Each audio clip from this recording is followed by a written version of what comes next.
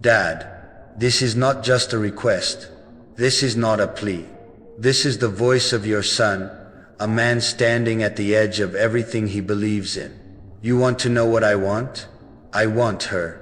Not tomorrow, not someday, today.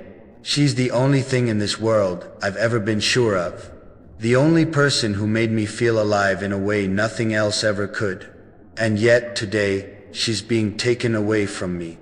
Dressed in bridal red, with tears in her eyes, walking toward a future that was never meant to be hers. Dad, it's her Shadi Kapela function today. Her Mendi. Her first step toward a life she never wanted. With someone who doesn't love her like I do. Doesn't know her like I do. Doesn't feel her soul the way I do.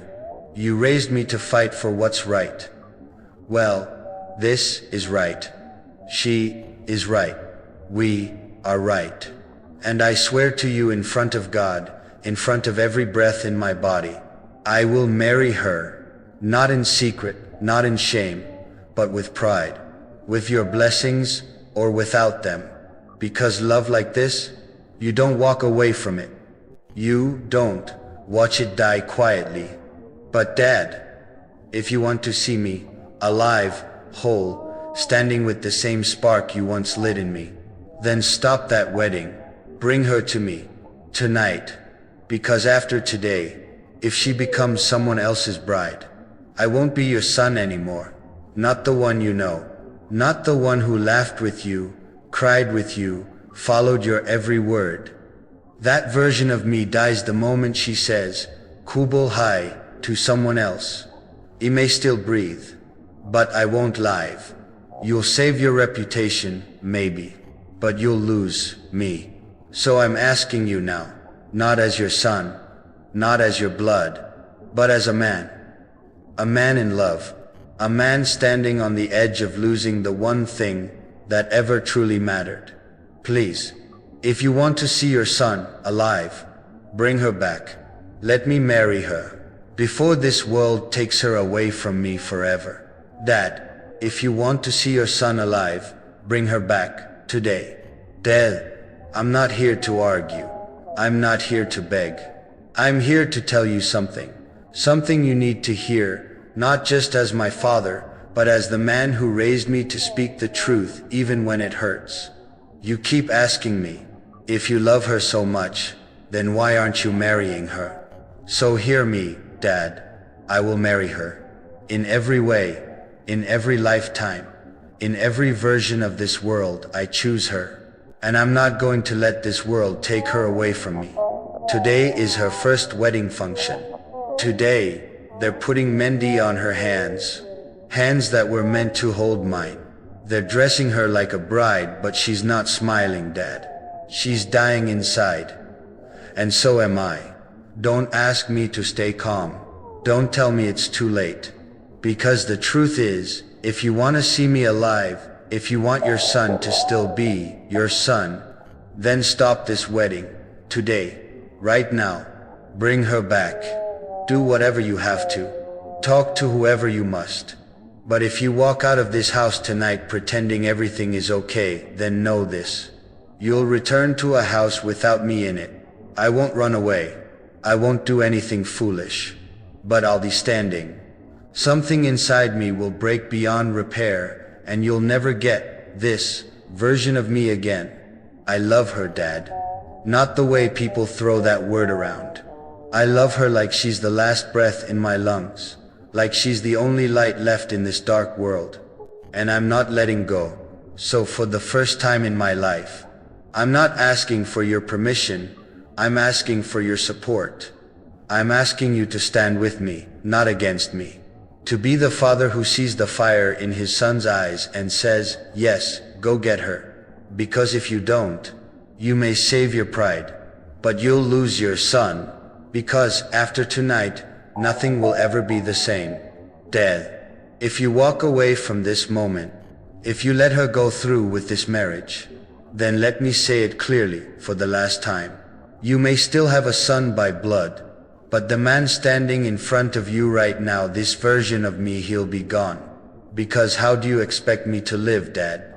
How do you expect me to breathe knowing she's out there, in someone else's house, wearing someone else's name, when her heart still beats for me? How do I pretend everything's normal? Sit at the same dinner table? Smile at relatives?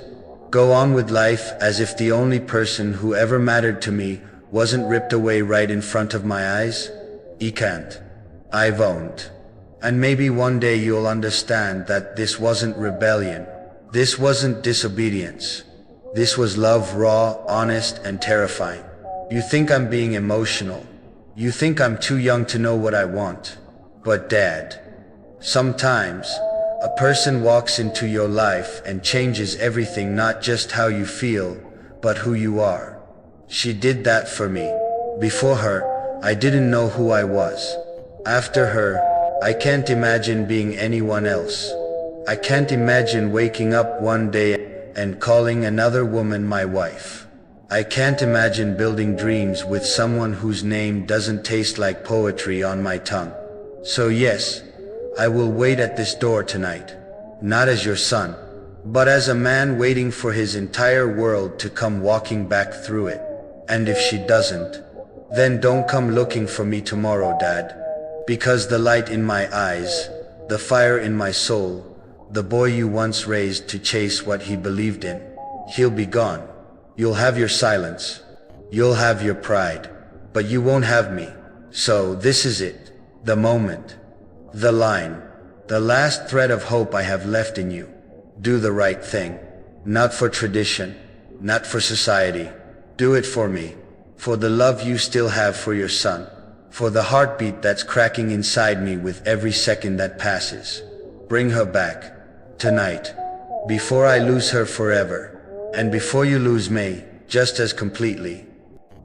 And then the silence broke, and so I stood there, not as your son, not as a boy, but as a man who had laid everything bare, heart, soul, and truth at your feet.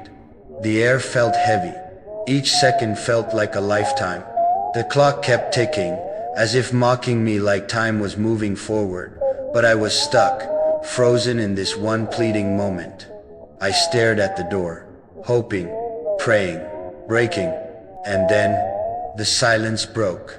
The sound of footsteps, the front gate creaking open, a shadow moving across the hallway. My chest stopped. Was it you? Was it her? Was this hope or goodbye? And then I saw you, standing there. No words, just eyes that had aged in the past few hours, and hands trembling with something between guilt and redemption. And beside you, her, still dressed in bridal red, eyes swollen but glowing, hands shaking but reaching for me like even fate had held its breath and finally exhaled. For a second, the world disappeared. No noise, no past, no crowd, just me and her. And the father who, despite everything, chose love in the end. You looked at me, tired, torn, human, and all you said was, "Bring her home." That's it. No speeches, no apologies. Just a sentence heavy enough to shake heaven.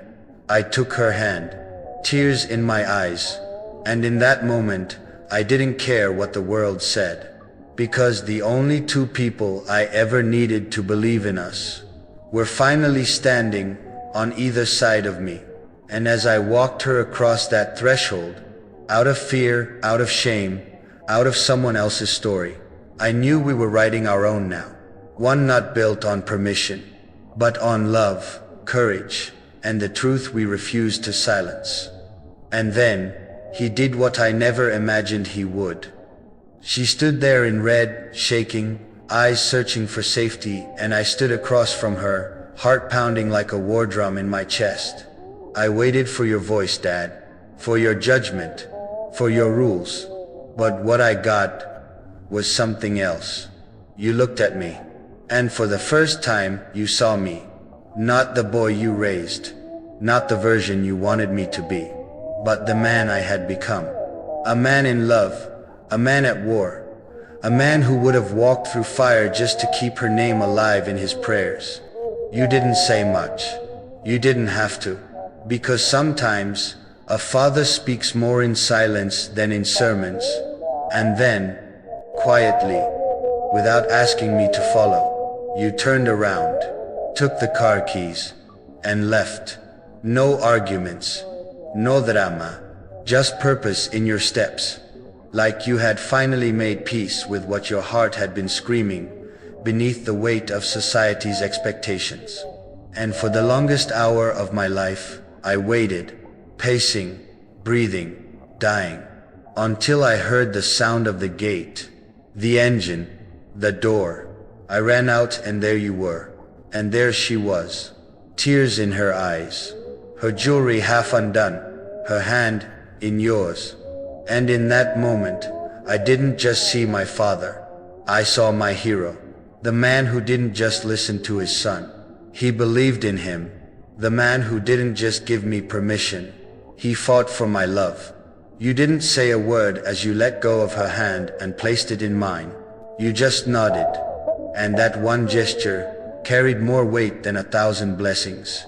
And so, Dad, if I ever become a father someday, I'll tell my children this story of the day you didn't just change my life, you saved it. Because in the end, you went to bring her back yourself.